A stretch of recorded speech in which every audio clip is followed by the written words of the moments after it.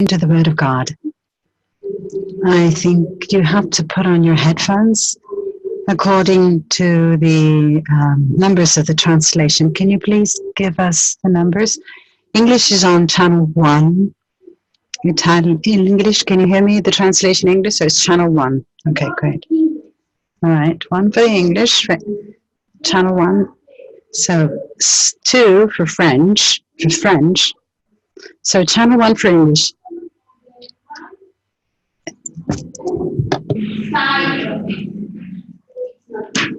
Here.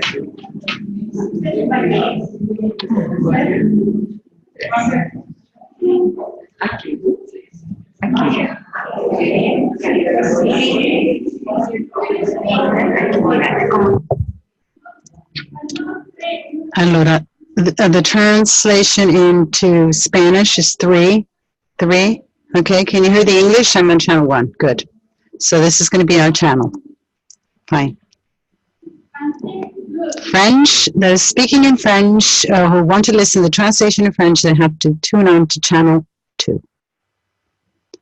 And Italian is channel 4.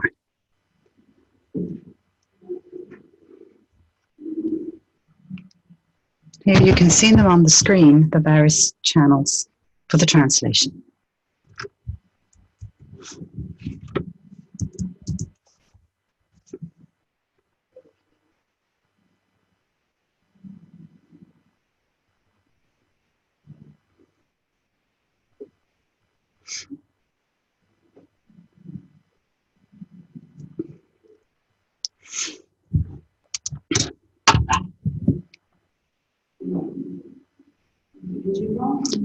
I will read part of today's reading. Prophet Isaiah, who is accompanying us today in this Advent, moment of Advent. So the reading of the day from the Prophet Isaiah. Why do you say, Jacob, that my way is hidden to the Lord and my right is neglected by my God? Don't you know? God, eternal is the Lord who has created the borders of the earth. He does not dwell or is tired. His intelligence is always there. Then he gives strength to he who is tired and strengthens the one who is faltering. Also, though young men faint and grow weary, and old fall, but how many are hoping in the Lord? They will renew their strength. They will soar as with eagle's wings, and they will run and not grow weary, and walk and not grow faint. This is from today's reading from the prophet Isaiah.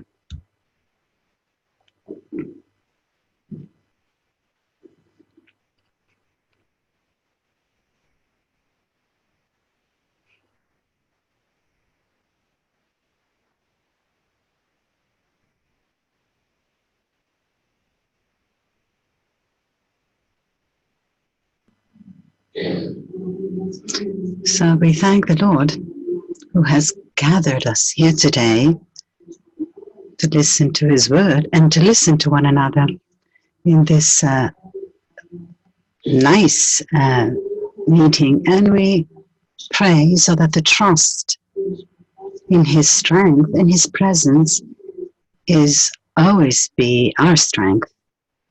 Will it be always our strength? And if there's those who feel weary or those who want to rush ahead, may the word of the Lord might be the measure of the time to rest and the time to go ahead.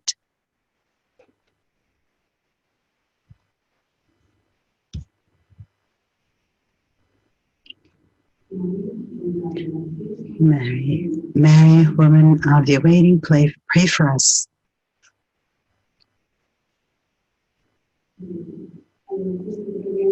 It is for me a great joy to welcome you all here, to each one of you who are here and who are going to begin this new mission in the leadership of the congregations that you belong to.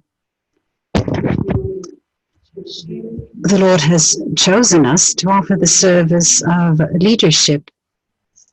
And we always say, despite our weaknesses, this is what we always say, despite our fears, but once again, He has renewed His call.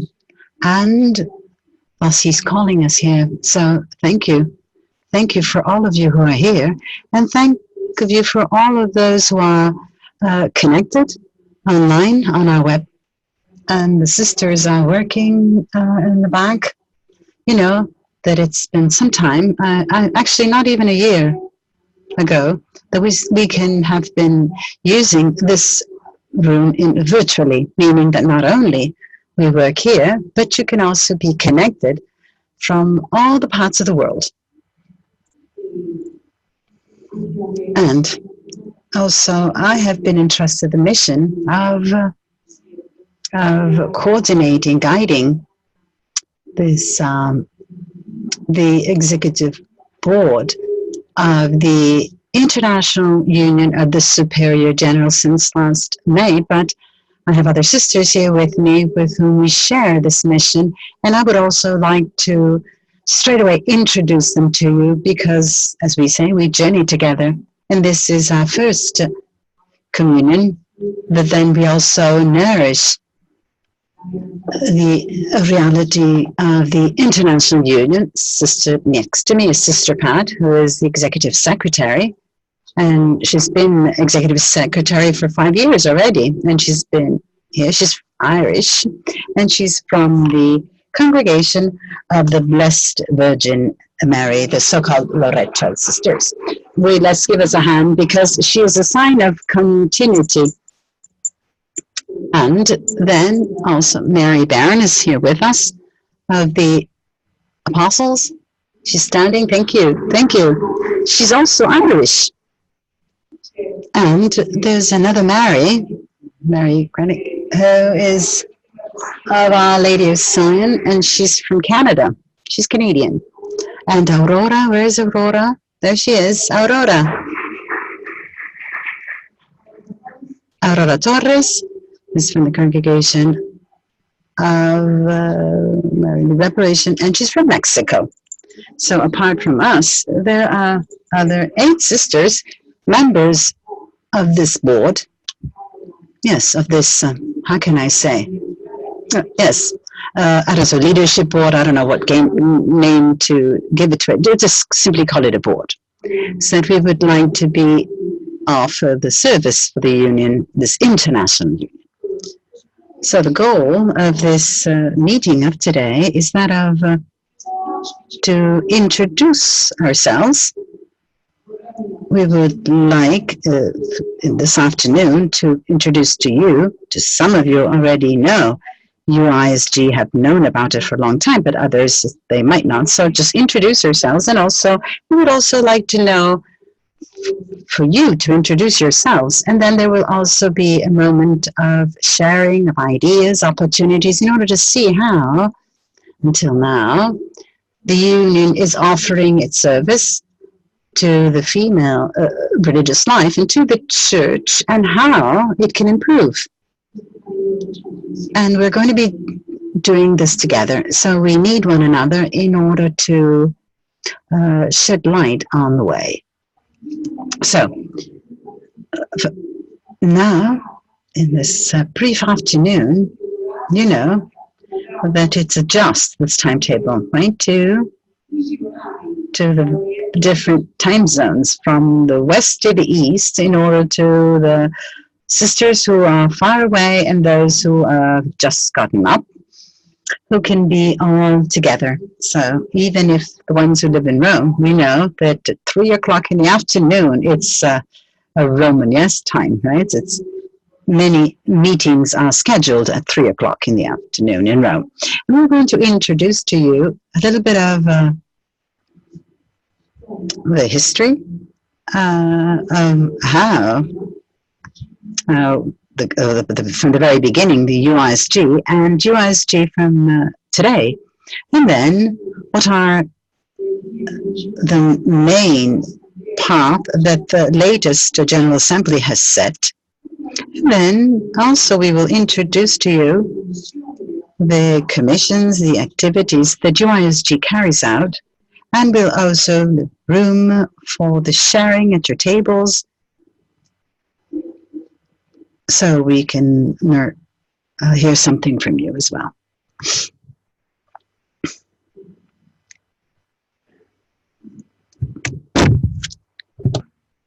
Teresa, if I can have to say, io parlo inglese, so you'll be speaking in English, right? I will be speaking English, so you might need to put on your headphones to listen to the translation into the other languages, because I will be speaking in English. It's creating the future together at UISG, because we are a large family. There are almost 2,000 members in UISG, both congregations of pontifical right, but also many more congregations of diocesan right. So we are part of a very large family. And in a sense, over these 5 years, we believe we are building a global community of sisters to support one another, no matter where we are or where we come from. So Pope Francis said to us at the assembly, he said, look at your diversity. He said, this is a gift to the church. So we are here in our diversity. So just to give you a little of the history of UISG, it was founded on the last day of the Vatican Council. We are a child of the Vatican Council. So it was signed into being on the 8th of December, 1965. But interestingly, it was Pope Pius XII who had the vision of having an international union for women religious. And he began an organization here in Rome called the Roman Union. And the Roman Union then became the International Union of Superiors General. So we celebrated 50 years in 2016. Well, in 2015 to 2016, we had an anniversary celebration. And the members who number almost 2,000, and think of all the sisters behind that, it's a member organization.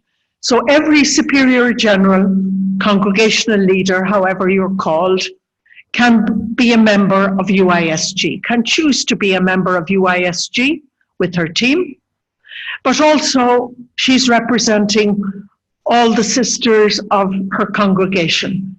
So we are many hundreds of thousands of sisters. And the superiors general meet in constellations or units. So there are 10 constellations or 10 groupings in the Americas. There are 10 constellations in Africa, 8 constellations in Europe, 1 in the Middle East, 5 in Asia, and 2 in Australia, Oceania. So a constellation or a unit isn't necessarily one country. Sometimes it's one country, but sometimes it's several countries. For example, Spain and Portugal are a constellation. Kenya, Uganda, and Tanzania are a constellation. So it means the superiors general meet in their constellation group, generally once a year, or sometimes once every 18 months. It depends on travel. and how they organize themselves. But each constellation has its own way of proceeding, and each constellation can elect a delegate or perhaps 2 delegates, depending on its number. Now, I will send you this PowerPoint. So you can listen or you can take notes, but you will receive. Okay? The constellations are 36 in number. And as I said, they can elect a delegate or 2 delegates, depending on their size. And they form the Council of Delegates.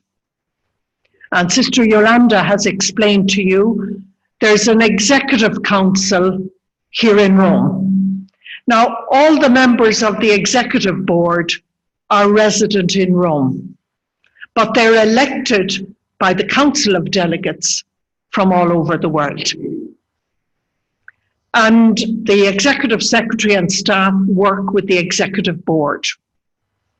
So in a sense, we're listening to the members worldwide and listening to their concerns, and also listening to the needs of the world and the needs of the church in order to respond. So you probably know there's a plenary assembly every 3 years, and almost 900 superiors general attend, which is extraordinary. Almost half the members attend. But every 18 months, there's a meeting of the Council of Delegates. They meet directly after the assembly to elect the new board, and then they meet 18 months later to review the progress between the 2 assemblies and to plan the next assembly. So the next meeting of the Council of Delegates will take place in Nairobi in November next year. It's already planned. And for those of you who live in Rome, there is a special constellation for Rome. So the Superiors General of Rome number 202 approximately. So there are over 200 generalate houses here in Rome. There's also an Italian constellation. So just to be aware, there are 2 constellations in Italy. So I'm going to look at the aims of UISG and how we try to fulfill them. And the aims have remained the same since its foundation. In fact, when you read the statutes, which you can read online in 4 languages, you will see the desire for communion and for solidarity has been expressed since the creation of UISG in 1965. And the first aim of UISG is to bear witness to the charism of religious life and to help support the development of religious life in the church and in the world. So in a sense, that's something we all share as an aim, that there is a charism of religious life itself. We all have our individual charisms, but we're also making known the charism of female religious life and what it brings to the world and the church. And we seek to see how we can develop it. So how do we develop religious life? Well, one of the means we use is the UISG Bulletin, which is published in 7 languages. And congregations have found this extremely helpful because if an article is useful, it's already translated into 7 languages. But it's also available online, not immediately after publication, but some months later, it's available online. So that's a very important resource for nourishing our reflection on religious life and for taking up contemporary issues and topics. And we're always grateful to receive articles from different parts of the world on religious life for publishing in the bulletin. So if some of your sisters are writers, or you have developed something for your congregation, please share it if you feel it would be of help to others. And many congregations not only receive the bulletin at generalate level and for the members of the General Council, but they also send it to provincials in different parts of the world. So the first thing we're doing is the bulletin. The second area we've put great emphasis on in these last years is training for interculturality. The whole question of living and working interculturally has been identified by the leaders of congregations as something extremely important. And it's a bit like, sometimes we're familiar with something. My mother was a teacher, and she used to say everybody went to school so they think they're an expert in education. And she said that smilingly. And it's a bit the same with interculturality. We can live together interculturally and think we understand interculturality, but we don't. And I can say that quite firmly because I studied the whole area at Catholic Theological Union in Chicago, and I was amazed at my ignorance. There is a whole body of knowledge around culture and interculturality, just as there is a body of knowledge around psychology and human development. And you have to learn it. And we have to teach it, particularly to our newer members, who certainly are going to live in a very complex world. So what have we done here at UISG? In January of this year, we had a training, a 2-week training for 180 sisters. They were 45 congregational teams. We periodically offer courses here, or days here on interculturality in the centre here at Regina Mundi. And we're organising a training programme for around 60 sisters in the Aqueka region of Africa. That's Eastern and Central Africa. So in a sense, we're periodically offering training and offering training online in the area of interculturality. So it's something that's felt to be a great need. The next area is the formation of formators.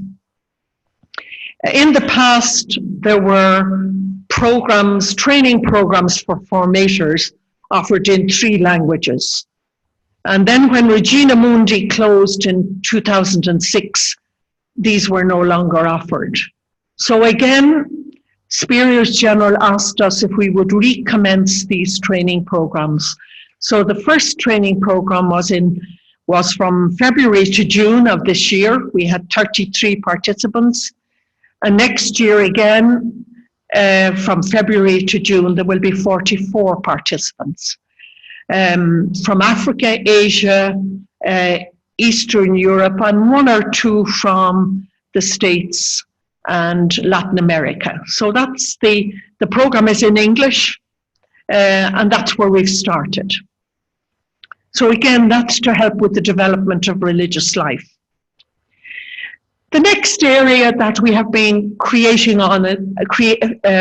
focusing on, and which is a new area, is the whole area of creating a culture of care, in which we include the protection of children and vulnerable adults. And we know that this is an area in which we as a church really have failed, where we have to repent of our failures in the past, but also I think where we're called now to give leadership out of our struggles and our learnings. And we have made a public statement against abuse as the UISG. And we have also invited Superiors General to report any incidences of abuse, particularly abuse of sisters. To do that through the UISG, because some congregations did not want to approach the Vatican directly. So this is an invitation that we have issued. But we have spent many meetings during these past months with the Vatican Commission for the Protection of Minors and Vulnerable Adults. And yesterday I was at a meeting, and also meetings with the Congregation for Religious and with the Congregation for the Evangelization of Peoples, in other words, Propaganda Fide, meeting again, looking at the whole question of the protection of minors and vulnerable adults. And UISG, together with USG, will be creating a commission, a new commission, which will focus on this area, but will probably call itself a commission to create a culture of care. So that's a whole emerging and a new area of focus for us. The next area is promoting theological writing by sisters.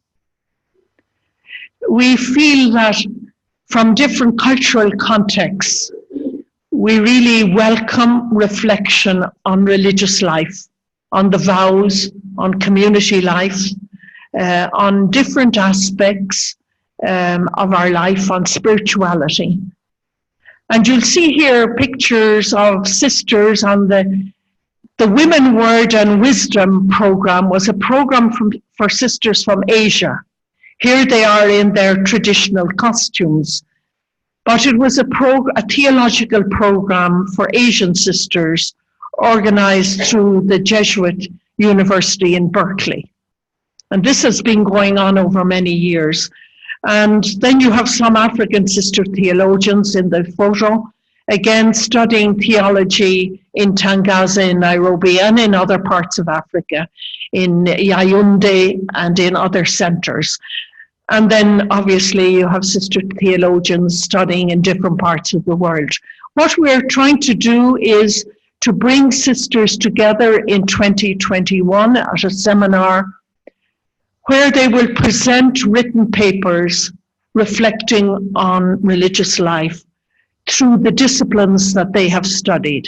These are sisters who will have studied to doctoral level. They will have done doctoral studies in theology or in scripture and so forth. Another way of nurturing religious life has been through the formation programs we offer here, or online, or special programs for example, training those who lead networks against human trafficking, or those who are justice and peace promoters in their own congregations. And we support Faith and Praxis, which also has an office in the UISG, which is a group who offers specially training programs for leadership, both here in Rome, but also in different parts of the world, in Asia and Africa. So that was aim one, was the making religious life, nurturing female religious life. And these are various ways in which we do it. The second aim is to promote deeper collaboration and to promote widespread communication.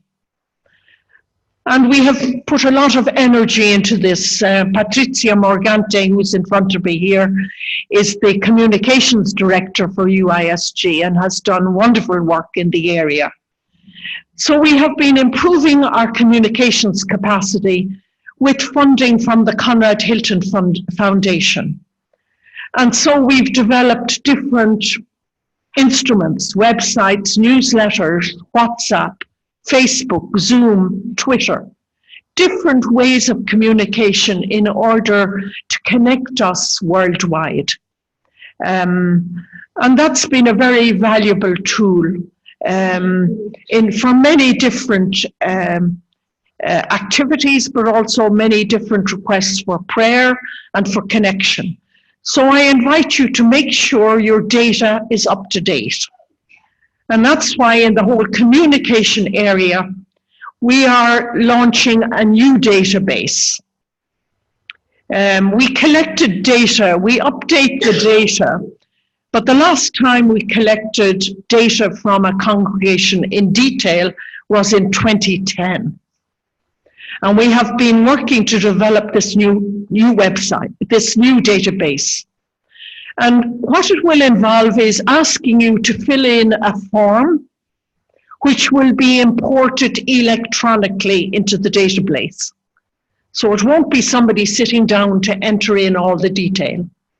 So you will enter your detail online, you'll send it to us, we will ask for more information, because now more and more people come to UISG asking for data about congregations in different parts of the world. Your data will be imported into the database. Your data needs to be accurate, therefore it's important that it's kept up to date. It also allows us to connect with you for Zoom conferences or other meetings, but it also allows us to offer you opportunities that come our way. Sometimes we're approached and asked, for example, somebody would like to work with congregations in a certain country, and they ask us, can you name the congregations who are in that country?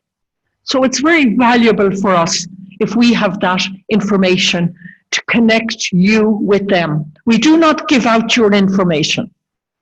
We never give out information about the members of UISG. But we then connect you and say, there's this opportunity available. If you're interested, connect with so-and-so. So that will be an important initiative for us. The third aim is to reflect on the global challenges today and to try and respond together. And it is a challenging time in the world. So here are some of the ways we have collaborated intercongregationally and across the world. The first area you probably are well aware of is Talitha Kum, the network of religious, really the network mainly of sisters against human trafficking. And that was begun formally in 2004. And it celebrated, it was approved by the Assembly in 2004. Excuse me, it began to get a formal structure in 2009, and it celebrated its 10th anniversary this year. And it has over 40 networks of sisters and their collaborators in different parts of the world. And Pope Francis has asked us as sisters to help the world celebrate the feast of St. Paquita as the anti-trafficking day of the church on February the 8th. So through the networks worldwide, we animate and participate in the feast of St. Paquita. But we particularly encourage you to encourage your sisters to become members of the local networks. And there you can contact Sister Gabriella here to get information about the networks in different parts of the world. There are many of them, extremely active and very effective. The second area where we've collaborated together is the Project for Refugees and Migrants, which began on our Jubilee year in 2016 with 2 communities in Sicily, with 3 communities, first of all, with Agrigento, Caltanissetta, and Ramacca.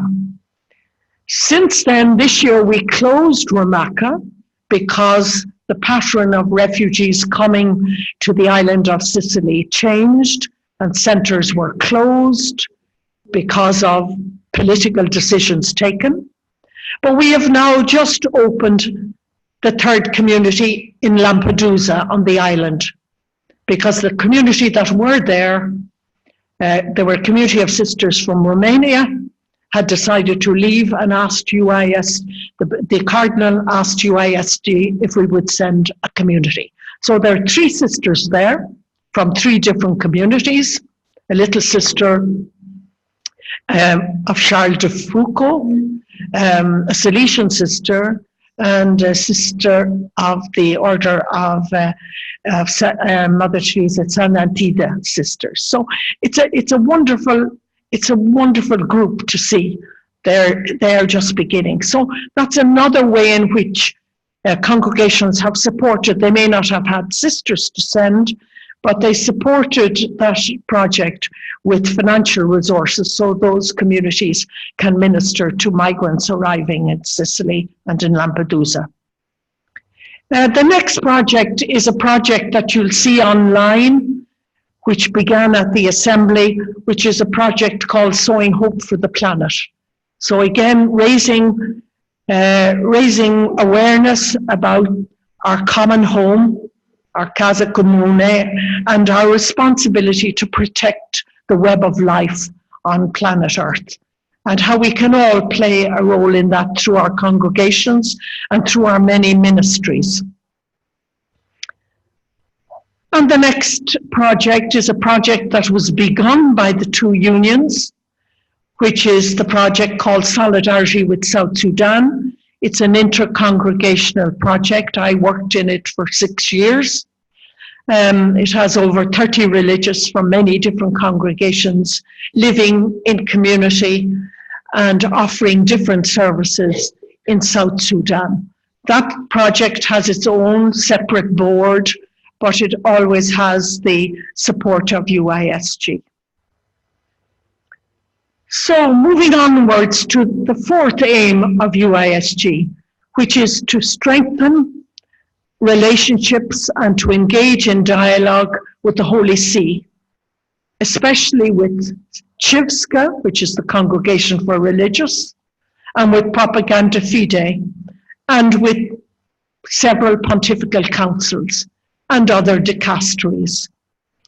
So the mechanism is, we have many meetings. When I came here 5 years ago, somebody said to me, well, you will have maybe 4 meetings at the Vatican per year. I might have 4 meetings per week or 4 meetings per month now, because more and more there are meetings and interactions with different Vatican dicasteries. But there are 2 very important meetings that are held between the executives of UISG and USG. And this is an old photograph. You'll see Pope Benedict there. But these are members of the executives of UISG and USG meeting with the Congregation for Religious. And that's a formal meeting twice a year to discuss matters of concern. The areas we have been meeting on for the past 2 years has been the document Mutual Relaciones, Mutual Relations, the updating of that document, which is the document on relationship between religious and bishops. And that has been a long process, but we're hoping to see the fruits of that shortly. And then the other important group is the Council of 18. Again, the members, 9 superiors general from the USG and 9 superiors general from the UISG meet with the dicastery for the evangelization of peoples twice a year. And the recent focus has been on the Extraordinary Missionary Month, which was celebrated in October. So it takes up themes which religious life should be involved in. The fifth aim of UISG is to provide a forum and a meeting place for all superiors general. And that's in their constellations. So here's a picture of the Italian constellation meeting. And sometimes superiors general meet in smaller groups. For example, here in Rome, the leaders of congregations meet in English-speaking groups, German-speaking groups, French-speaking groups, and so on. So they find different ways of meeting and sharing, both formally and informally. Next January, there's a 2-day meeting of the Constellation of Rome in Monte Cucco, I think on the 11th and 12th of January. And that's an important meeting every year for Superiors General or for their delegate if the Superior General cannot attend. And I would just point it out to you that this upcoming meeting is particularly important because it's going to focus on the question of interculturality. So it would be an important meeting to have a representative at. And the final aim is to express solidarity and to collaborate in projects of general interest. And I'm just going to name a couple of projects of general interest. UISG will shortly be opening an office here called Catholic Care for Children International. And Catholic Care for Children is an initiative to look at the whole question of orphanages. There are 10,000 orphanages under the care of the Catholic Church, and I suspect most of those orphanages are under the care of women religious. But 80% of children in orphanages are not orphans.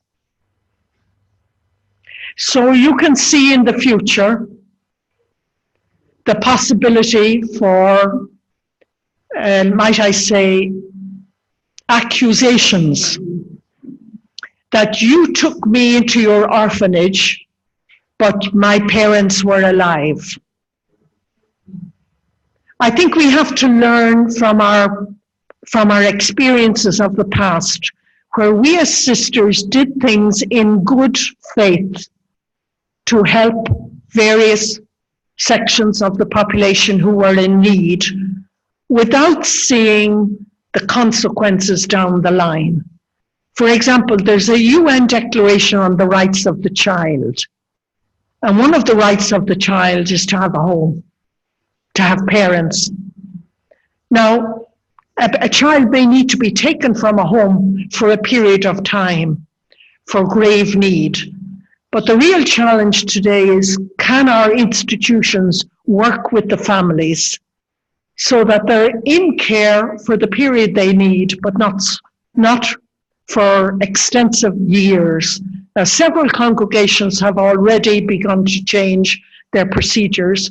Particularly in these three countries, there has been an effort at the level of the government to tackle the question of orphanages: Kenya, Uganda, and Zambia.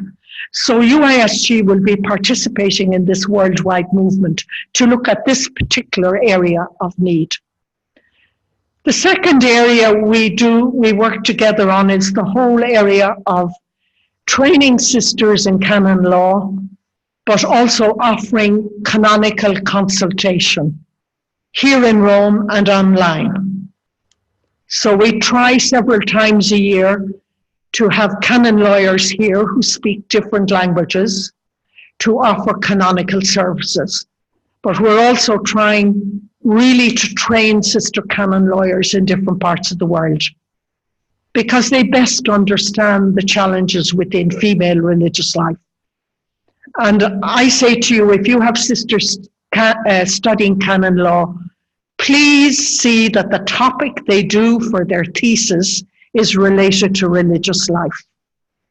Often the final thesis topic is something extremely general that really in the long run doesn't benefit consecrated life. I think we have to be more strategic in our thinking when we ask people to study.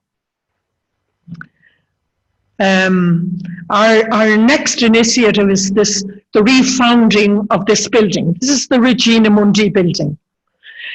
And it closed in 2006 for all sorts of reasons. At one stage, there were 1,000 sisters studying here. And then Catholic universities opened in different continents. And also it was felt it was best to do your initial studies in your home country or your home continent. And therefore the numbers fell and it became more expensive, and there were, in a sense, the degree that they got here, or the qualification that they got here was not a university qualification. For some reason, Regina Mundi was not linked to any pontifical university. It had the best of professors from the universities, but when you finished your studies here, you had a statement of your results, not an official degree. And that was one of the weaknesses.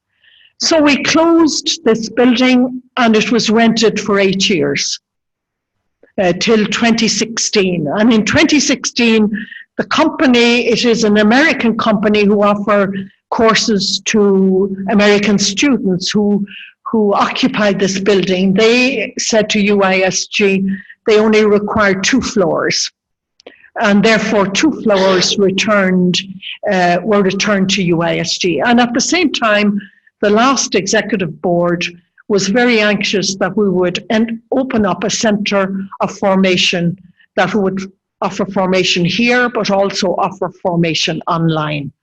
And so we're in the process. We've in the 10 years of, we had a program called Regina Mundi in Diaspora.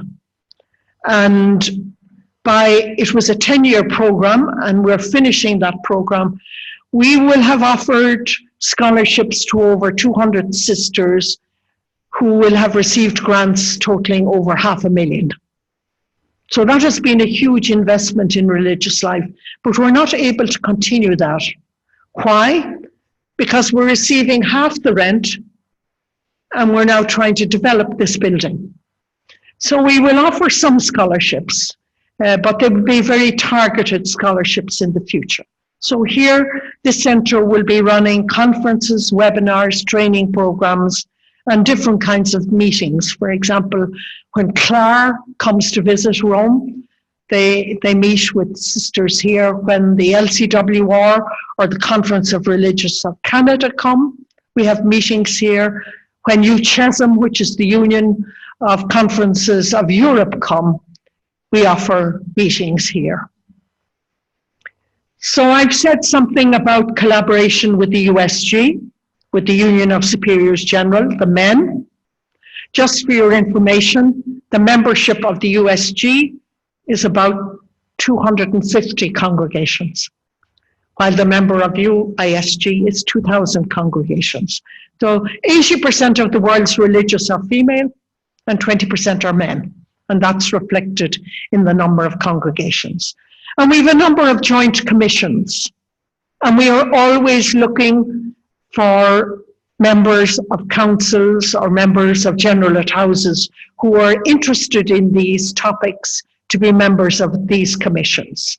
So the commissions are justice, peace, and integrity of creation, education, health, interreligious dialogue. They're the 4 commissions we share in common.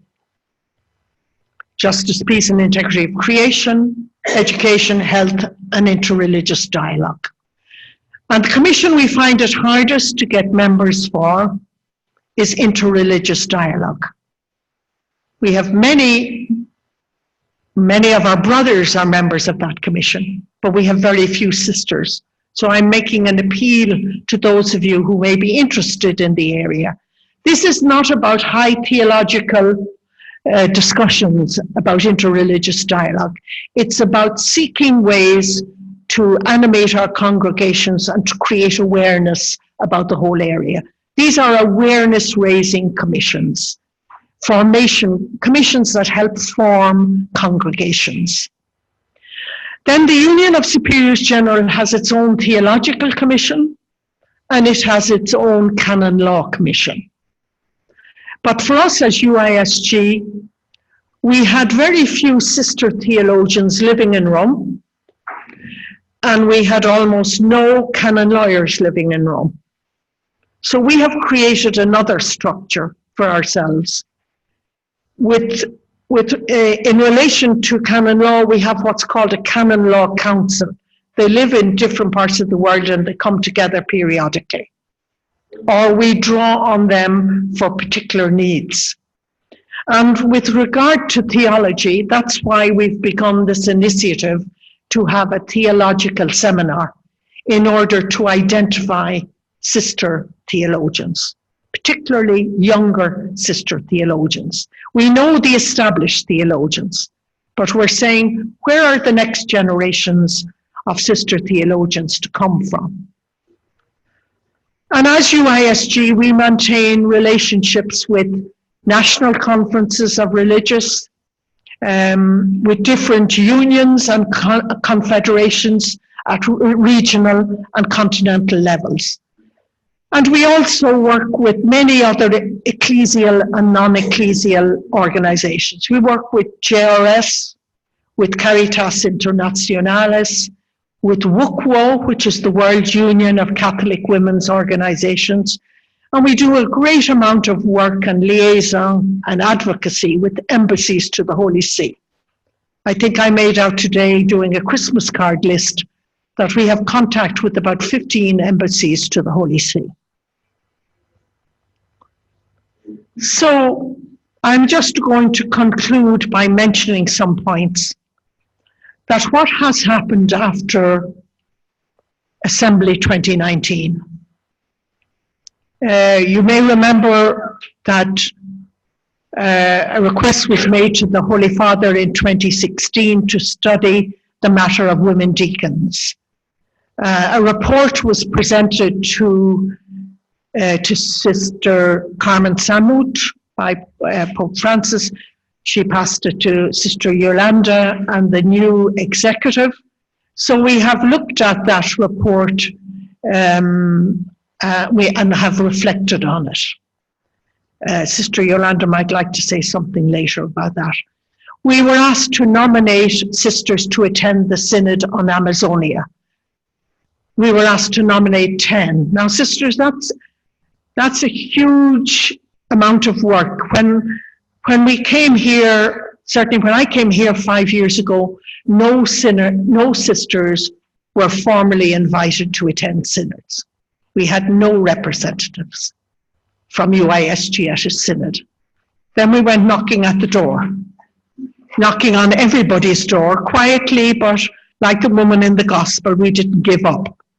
And then we got 3 places at the synod on the family. And then we got 3 places at the synod on the youth.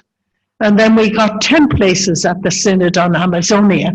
But there were 23 sisters in total at the synod on Amazonia. So this is part of making female religious life more visible, but also that we're able to contribute ourselves to very important discussions in the life of the church. I said to you already, there have been an increased number of interdicasterial meetings. The dicasteries here in Rome, by and large, the dicasteries don't meet one another. They operate very separately. But in the whole area of the matter of the protection of minors and vulnerable adults, they have begun to meet regularly, and the USG and the UISG are involved. We've invited Dublin City University to do a study on how theological education could be made available to sisters worldwide through online courses or what they call blended courses, which is a combination of online and attendance in some center. Any research I've done, and I've done quite a lot, would say the future of learning may not be in the building. Now, you can say to me, but we don't have adequate online connections, but they will come because they're already saying that the majority of studies and of income to universities worldwide will be through online courses. So we're at the beginning of something. And I think as UISG, we can begin to see how we can pilot something with some very important and very well-known universities. So first of all, we're doing a study to see what online courses already exist and could they be expanded. Because I firmly believe, and I know it's hard for superiors general, but I think every sister today needs theology. And we're very foolish not to give that as a basis. Because no matter what ministry you're doing or where you go, you will need a strong theological base. Much more is expected of us now in terms of, in a sense, understanding, reflecting, and also being able to share faith and share meaning with the people of today's world. And yet we may work in conditions that don't seem to require theology, but I think a theological basis and a theological heart and mind nourish the spirit to be able to sustain ourselves in contexts that are more and more demanding. And then we're planning for the next delegates meeting in Nairobi. So I just want to say 3 things in ending. And they're very practical things. Is we're developing the centre here and it's now operational. We hope you will use it, but we also hope that you will look online at what's on offer in UISG. And I know that sometimes the website is confusing. We're about to redo our whole website because we now offer so much. It has become cluttered. So we hope in the next 6 months to have a new website which will make it much clearer, make the various sectors of what we offer much clearer. The second thing is we're in the process of separating this entity from that block over there, where the UISG staff work. This is the Regina Mundi block, if you like, and over there you have the UISG block. And the reason is the Italian government wants to tax that block. We pay taxes already on everything you can see. We have three renters here. We have 3 entities that rent, and we pay taxation on all the rental income we receive. But we have been undergoing a process with the Community Roma, who tell us that the European Union say that anything that is not, if you like, a cultus, which has not got mass every day, is not, in a sense, should be taxed. So we have a little chapel here, so we do have our area of prayer. But we've had to go before many meetings of the Community Roma to protect ourselves from being taxed. So in order to make it more clear, the division between our rental income and also our work, our service, our ministry for religious life and for the church, we're creating this new entity which will be Regina Mundi. And just that you would know that the UISG depends on 3 sources of income. The first income is the quota, or that you pay, the membership fee that you pay. And that only pays for 30% of the work that we do. So we are dependent on rental income. I give thanks every day for the Mothers General who bought this block in 1971, because there is space here to rent. And without that rental income, we could not survive. They were very far seen. And thirdly, we receive grants. So about half our staff are financed through grants for projects. And then we receive donations from religious congregations and from others who are interested in the work of sisters and the work of religious life.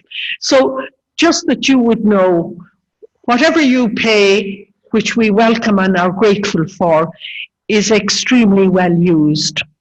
I just have to say I have an extraordinary staff. We are 15 in member, 10 full-time, and I think it's 16 staff, 10 full-time members and 6 part-time members. And they provide an extraordinary service to religious life worldwide because they multitask all day and every day. It's a bit like religious life. You know, you don't just do one job, you do many jobs. And I'm extremely grateful to them, and I know you will be as you get to know them. We will let you know who they are, and how you can approach them, and again, what they can help you with. There will be some scholarship opportunities available. For example, I offered scholarships for studying interreligious dialogue at the Angelicum, which is a study in English, and I got no applications from anywhere in the world. So it also says to me, this is an area in which we're only beginning to see the importance of. We have provided scholarships to sisters in Africa who are from the Quaker region to study canon law in Nairobi, and I am always looking for other possibilities. I work particularly with funders and foundations to say to them that they're always very interested in funding the work that we do, the ministries we do. But I say to them, if you don't fund the life itself, that it's the formation we receive, it's the education we receive, but particularly education, say, theologically and spiritually, that helps sustain us in the ministries that we do that are often demanding. So that is one of my life's projects, is to convince those who donate to UISG to give finance for formation and for training formators. So in the future, we are increasing our collaboration with USG. We will have a meeting with continental and subcontinental conference of religious. We have ongoing work with the Vatican. And in the next year, we will survey all the members of UISG to evaluate our 5-year strategic plan, which is coming to an end, and to see what we should deepen. We are not in a position to add anything. We have more than enough, but to see what we should deepen or maybe change a little. But ultimately, we depend on you. It's all our hands together, and it's all our minds and hearts. It's all our sense of belonging that creates the International Union of Superiors General. And though that title is a title focusing on the leader, I believe that the leader automatically is connected with all the members. So I say to sisters who come here, this is your home, this is your house. This is the house of religious sisters of the world. So we're very grateful for your presence today, and I hope that gives you a sense of who we are and how we try to reach out to meet the needs of religious life today, the needs of the church, and the needs of the world. Thank you very much.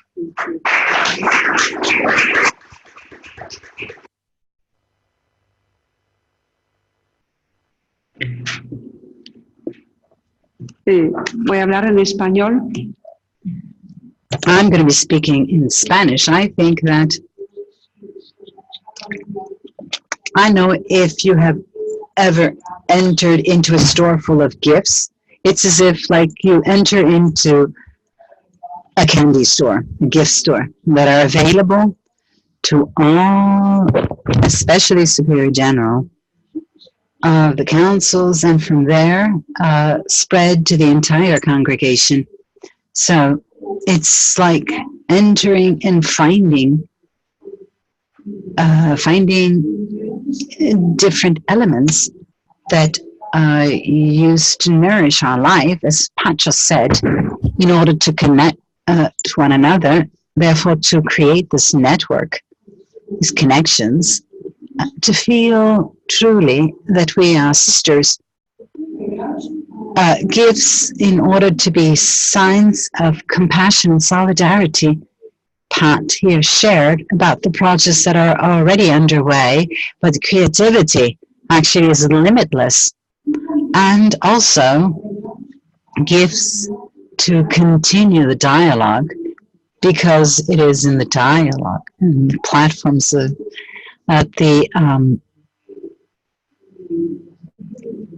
high levels from Vatican, universal of the church, until local levels, because the delegates of the constellations bring to us the life from the roots, and therefore the dialogue has includes different platforms. And so in this gift store, there is a great richness. And so what would be the priorities? Because the assembly has set priorities, right? And so the priorities are like big lights that follow the entire activity of UISG. Therefore, the title of the assembly was to be Sowers of Hope, Prophetic Hope. Sowers of Prophetic Hope. What does this mean? That religious life is recovering, especially with the latest call of Pope Francis in the letter of the year dedicated, consecrated life, is going back to the prophetic dimension of religious life in this world, where faith, God, it seems to be disappearing or hidden. We must deepen our call, our vocation, as Pat also said, vocation of being consecrated women. And the Assembly has addressed this topic from its Bible roots. And definitely on the webpage, you have all the various speeches in the different official languages, and therefore you can access them and listen to them. So, first of all, the Assembly invited us to reflect on this dimension, starting from the Bible, the tradition of religious life. So, and facing this broken world, this wounded world, as for relationships, as for relationship with creation, broken because for the struggle. We, religious life, wants to be a prophetic hope, shedding light in multicultural life in order to journey towards interculturality. And also, it wants to be of those who care for the planet, for the common home. So the project of sowing hope for the planet, this is an expression of this commitment that has been taken at the Assembly. Also, to be women of compassion and care facing the abuses. This has also been mentioned by Pat, where it's not sufficient to say that we are women and we are committed in favor of or protecting the minor or anybody who is vulnerable. It's not enough. Rather, we must go to the roots, of the problem, grassroots. And in order to truly to be committed through a culture of care. Definitely, the Assembly has brought back the topic of the ministries of religious women in the church and religious life of women. So in some way, it's not only it's a spokesperson for all women in the church. And the topic of diaconate, that in the Assembly has been re-examined because the Pope has handed the results of the commissions of the report that has worked out of the request of UISG. It's going to continue the work through the reflection. You're going to see how we will develop this reflection, and to continue contributing from religious life to all the project that Pope Francis has been carrying out, which is that reforming of the church. There, I think it's the true context of all that religious life today is doing. Out of this reform that touches the topic of synodality, of the ministries of poverty and solidarity with the poor, of the peripheries and so on. So these are sort of the large themes that the General Assembly have entrusted to us, and I think these themes have been determined our options in the board, the members of the board that has reviewed the plan, the strategic plan that Pat just mentioned, and that it's going to continue with more strength and strengthening, especially what religious life in UISG wants to be, which is a sign of dialogue and the place and the space of dialogue. I would like to finish this part of the introduction with a specific reference to this building. As Pat said, that more than 50 years ago, this was a place where the Council Renewal has had its first searches. So the first discernments, the first lights, the first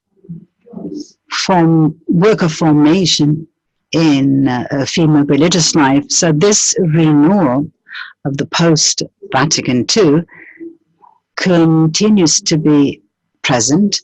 Therefore, I think it is a historical community, but if only these walls could talk, I would say, right? It would refer to us to the entire process that has led us to where we are today, and we are going to simply continue it with a very simple way and willing to follow the spirit that is guiding us.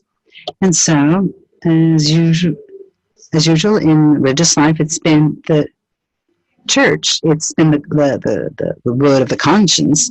So we also ask now that you talk at your tables, to chat at your tables of what you have, what would you have in you, so that you think that you can tell with such a richness in the mission, and what suggestions you can offer to us. So what is your reaction of this possibility of having so much help after what you have just heard? And then what suggestions you would like to present to us? So let us just do a small conversation at your table. 8 minutes, more or less. 5 to 8 minutes. And then we will give room for sharing it all together. Thank you.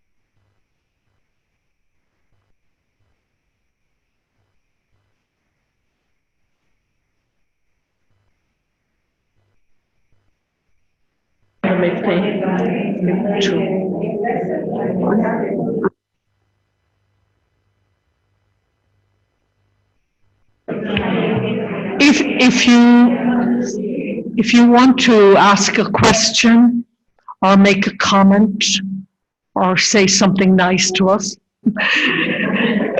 you can just push the button on the front to activate the microphone, and the camera follows you when you put on the microphone.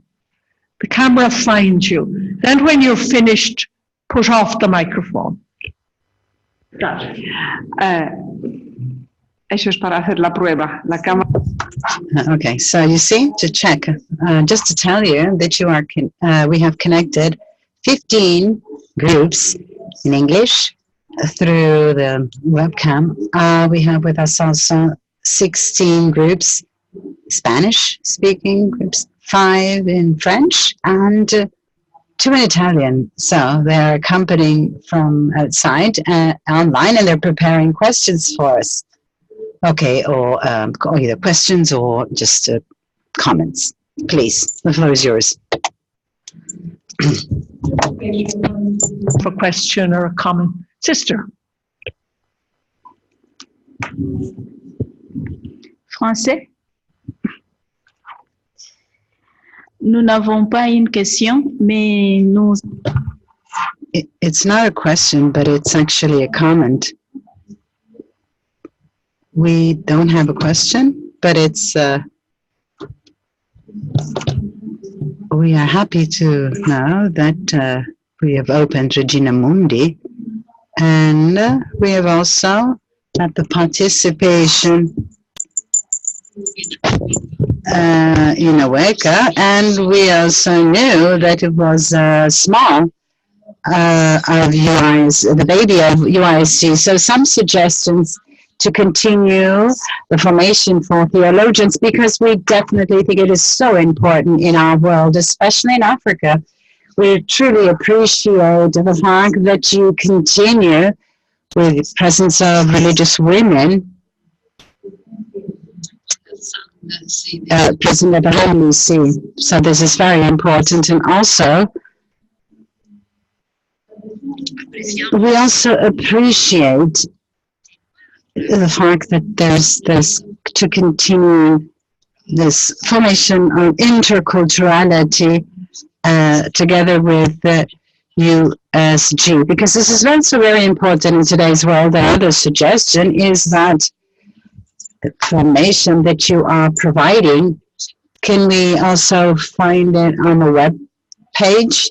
Meaning, is it available information? And another desire that we would like to have is to having a starting formation of theologians. This is something we would really like. Thank you so much.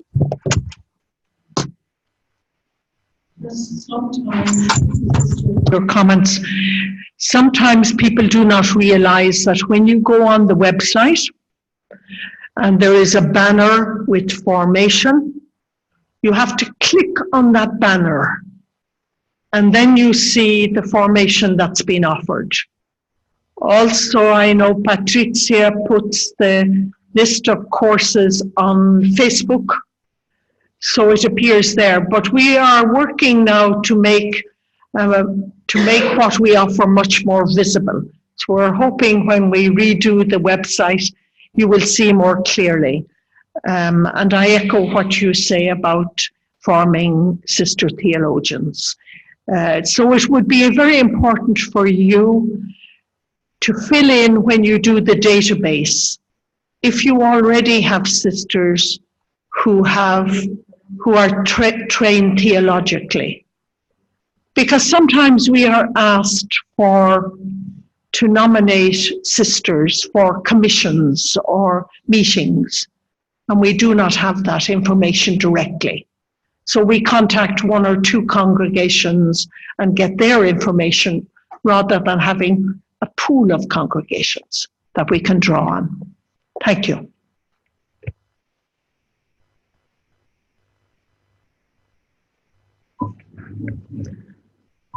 I am Vijaya from India. I belong to Congregation of Jesus, Mary, Joseph.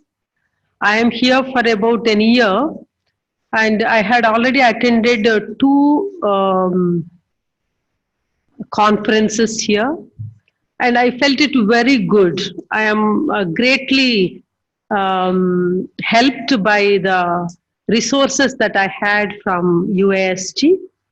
And whenever I visit the website, I am really fascinated to know so many details there, where one can really equip oneself as a general counselor and contribute to the congregation as a whole. And of late, I have attended JPIC promoters workshop, which was very good, and I am strongly motivated to take this message, the spirit of JPIC, to the entire congregation. And that is how I look at UISG. Very great work UISG is doing. I appreciate it and thank you that you are able to network such a big group of congregations, the female religious across the globe. Thank you very much, sisters. Thank you very much, and thank you for mentioning the formation program. It was held last week for 1 week. There were 45 to 50 participants, and it will be held next year. So they train JPIC promoters in the congregation. So that's another opportunity for training. I take the opportunity of also to say this, that the three mixed commissions that work together with UISG are going to be reviewed, meaning they are going to be reassessed in order to relaunch them. It's that of Justice and Peace, the Commission of Justice and Peace, that of Education, that it's a mixed commission, and that of Theology.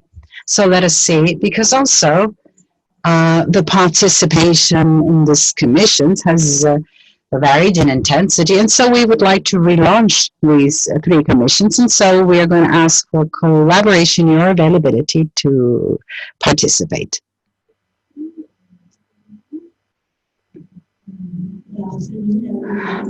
I'd like to speak in English. I'm Sister Bernadette Rivera, OP of the Congregational Religious Missionaries of St. Dominic. So this is already my second time that I attended. I really appreciate the work of the group, the founders, especially Sister. So I would like to say that I was one of the students who attended the formators program in 2004 here in Regina Mundi, and it was really clear for me what happened, because I was asking what happened to Regina Mundi. Now it's clear that it's really, I appreciate your great work for the whole world. Now, as new in the General 8 Hour congregation, I'm one of the councillors, and with me, my sisters also, we are new. You know, our general is Sister Asuncion Gonzalez. She's not with us now, but I really appreciate, and it's really very interesting to be one of this group, UISG, and I really pray that this will really continue, and we, with all our supports. Thank you very much. One of my appeals to you, when you read the history of UISG, when it was formed, the Holy Father of the time, Paul VI, said to the Superiors General, he said, go out to the whole world and tell every congregation to become a member of UISG. And I think we still have that task to do. So when you are on canonical visitation, or you're visiting as councillors for familiarization or for particular works in an area, and you meet other congregations and other leaders of congregations, ask them, are they a member? And don't let money ever stop them from being a member. Tell them we need to be a global family, because of the needs of the world today, and also how we learn from one another as religious. So my appeal to you is you become ambassadors for UISG too. I think the Pope Paul VI was quite right. He said, spread the word, go out and tell people. And I have heard people saying to me, oh, I didn't know I could become a member because it's International Union of Superiors General. We are not an international congregation. It's not about being an international congregation. It's the union is international, not the congregation is international. So sometimes we have to explain that to people and say, come and be part of us.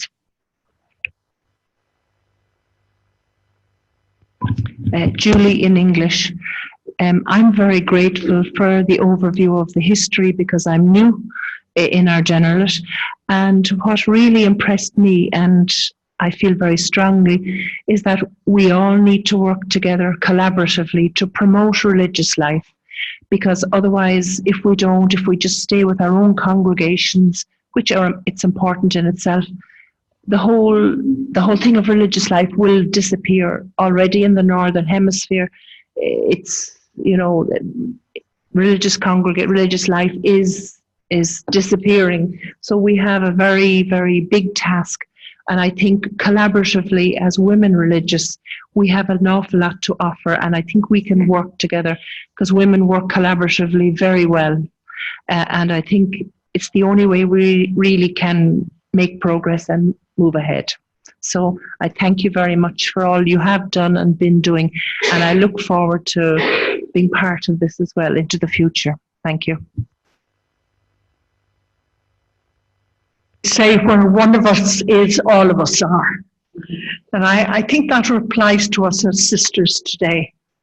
I had an experience, 1986, we have sisters who died in a fire in Ireland. I was a young sister. But my experience at that moment of great loss and sadness was many sisters said to me that people just stopped them on the street and commiserated with them and expressed their sadness, no matter which order they belonged to, because they saw us as a whole. And I think that's true even more so today.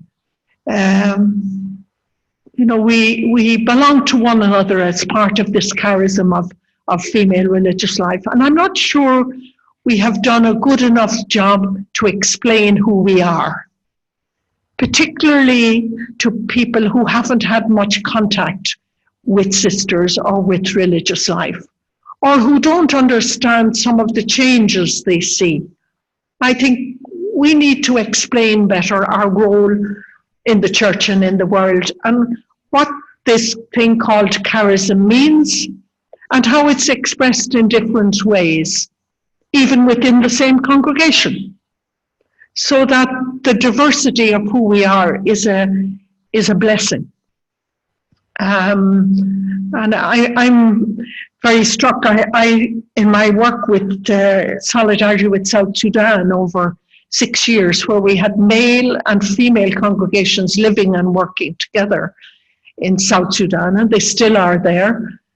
But the richness of what was shared between one another, and particularly in situations like that, where the needs of the people were so enormous, and where our personal relationship with Christ was central to our life, but expressed through our charisms, we had no problem relating one to the other, because Christ was central to who we were and what we were doing, and our charisms helped us in the ministry outreach, whether we were training teachers or nurses or farmers or pastoral workers. We were there together to help build a new country, which still is struggling, and which still looks for personnel to go and to be there as part of the initiative. But the learning for me was just what I learned from the other, and it strengthened me in my own charism. In fact, it affirms your own charism when you share the charisms of others. It's a gift.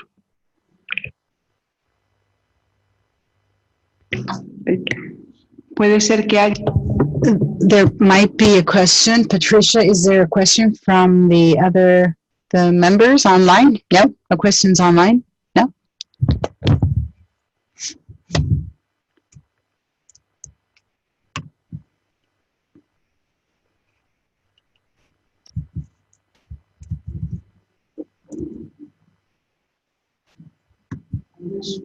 Any suggestions? How about the suggestions, please?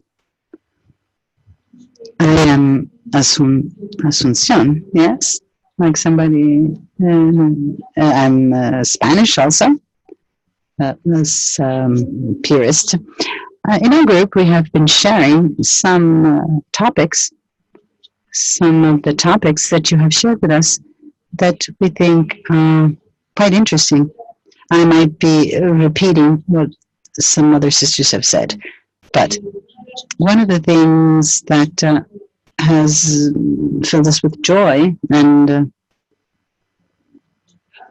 hope is the importance to disseminate the importance of a female religious life. As women in the church, we have an important role to play, and often it's unknown, sometimes not valued so much, according to the place where we are also, where sometimes religion and the lack of religion is winning more space. And then also, at the personal level, I would like to appreciate the importance of the promotion of religious life, formation. She corrects herself. Theologian formation. All our sisters, especially the younger ones, they should have a good base, foundation, as far as theology is concerned. At least I thought this for ourselves, for our congregation, not only study theology, but some of them should also reach a higher level of where they can also have a strong voice in the church and in society. Also, apart from appreciating the importance of feeling together, that things don't just finish up with our own congregation. We're many, and that we have a lot to do together. What has just been said, that we have charisms, where there's very specific aspects of the charism that in many things we coincide as far as religious life is concerned. Jesus is the same Jesus, and this is the center of Jesus, and also the union with prophecy and dialogue and interculturality, that it's so important in today's world. And apart from thanking, I do have a question and a suggestion. The question is on the formulary, meaning manual. Do we find it on the webpage? And there's suggestions. Wouldn't it be interesting, at least for the ones who are new here, of our general congregation? We're all new members, all of us. We have just been appointed, and so we're all new. So the importance of receiving some guidelines at the level of legislation, taxes, as far as Italian laws are concerned, right? And she wants to know about the questionnaire. They can find it online on the UISG, the questionnaire that you're asking to fill in. Bueno, primero un eco. First of all, what you have just said, yes, we absolutely agree. And we think that all the new magisterium of the Pope, Evangelicalium Laudato Si and Motu Proprio, Pope Francis are asking us to reread our charism, the service to the world, to the church, and we should just continue saying this. So we have to favor this, and first of all, we should be prepared from the theologian point of view. The questionnaire, it's sufficient to write to the executive secretariat or to the communication area to ask for the questionnaire in order to update your data. As for the legal help or guidelines, well, I don't know if you can care for the help of some of our, yes, someone? On your side? Of tax, I could write a book. It is not simple, but we are happy to answer your questions and to help you. Last year, for example, we had some help online about data protection. The requirements now of holding data. If you have data about your sisters, what are the legal requirements in terms of keeping data or data safe? There's nothing simple anymore. You think, well, it's our private business, so we can keep it private. No, there are laws in Europe, and there are laws worldwide, internationally, in terms of how you keep personal data or data, and how they must be stored, and what you can keep and what you may not keep, and what people must know that you've kept, and so forth. So that's a very practical help that religious orders require, particularly because we have generalates in Rome that may have information about sisters or workers or employees from different parts of the world. So it's an area that we will offer some training in.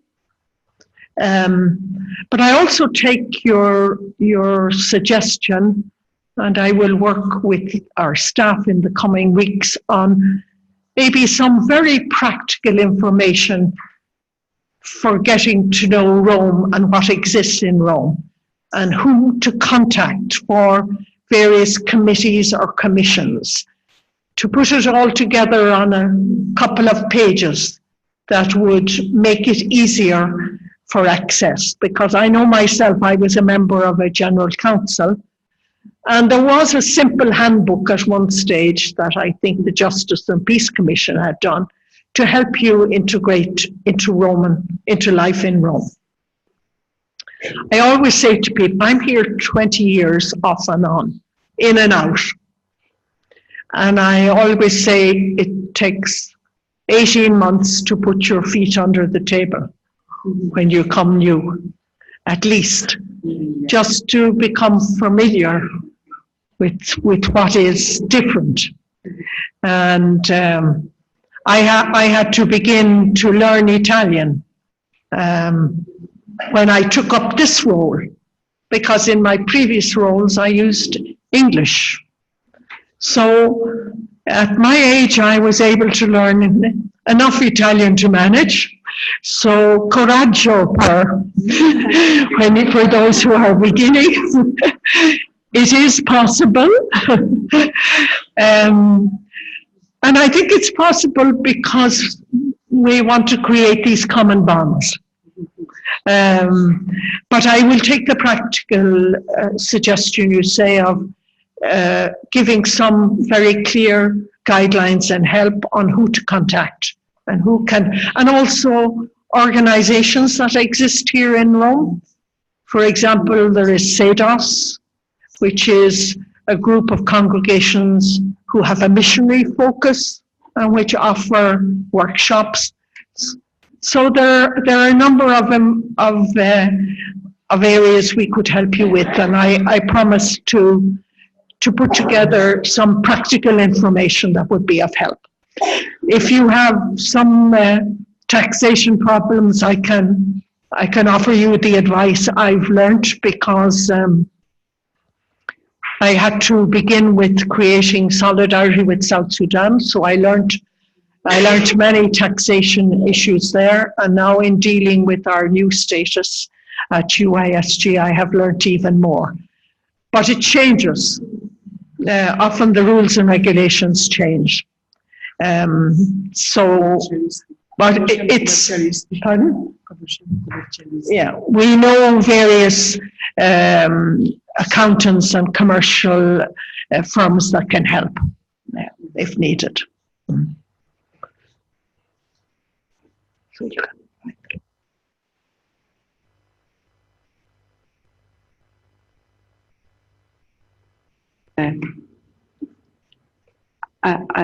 Entonces hemos concluido que vamos a... So we're going to have a practical guide for the general councils in Rome, right? Yes. It's a practical handbook. Okay, I think we're going to finish this session. And I think that just to tell you that truly what you need, that you can count on our help anytime, even to find a home or a farm. Yes, we can help you. We have helped the congregations, but of suggestions or helping as people, or a resource person, so specialist for something. Yes, we are always connected, and so we are definitely willing to help you. So please, feel free to ask, come in person to the office here next door, or just write an email.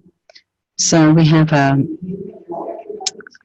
brief cocktail. We would like to say that Patricia, who's standing, she is the face, the communicating face of UISG. Let's give her a warm hand.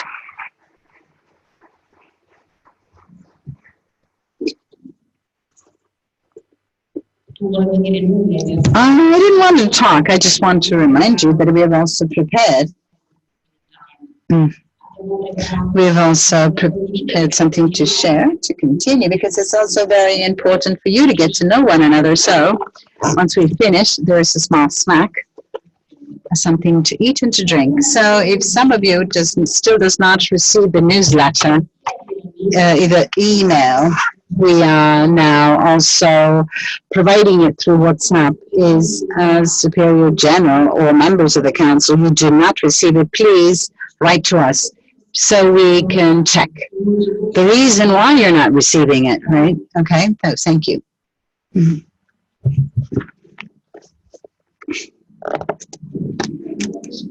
Okay, so let us continue in the room next door. Okay, thank you. And see you next time, wherever you want.